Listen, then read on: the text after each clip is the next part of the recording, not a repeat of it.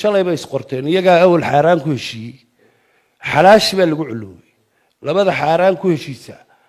farmaajo iyo khayra waa kuwii shalay isqortay muxuu ahaa ninka magaciisi rooble labada xaaraan ku heshiiya xalaashi ku culuubaan baa layidhi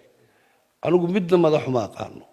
midna way ka dhamaatay midna iyadoo ka dhamaatay buu qortay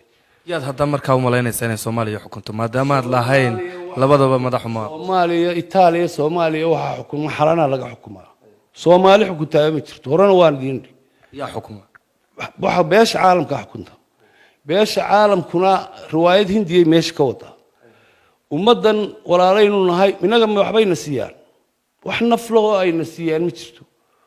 war 10 goor horaan yiri war sidaynu wax u sameeyay war dadkan waxani hadaanay dadka meesha degan ka iman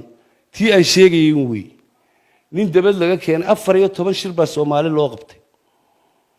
oo beesha caalamku qabatay labadan doorasho ee ka dhacay Sheekh Shariif iyo mooyaan inta kala dibad baa laga keenay maantana way ka dibad yimaadeen kuwii xalanay u fadhiyaan madaxna maaha cid ay xukumaana ma jirto waa shaqaale u shaqeynaya wadamada adduunka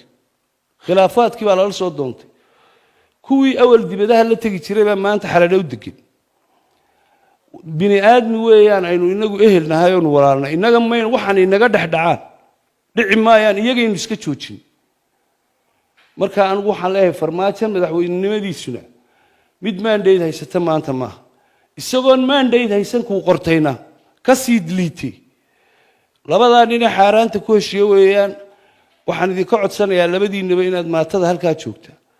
aydan ku dul ciyaarin oo isku dul qabsanin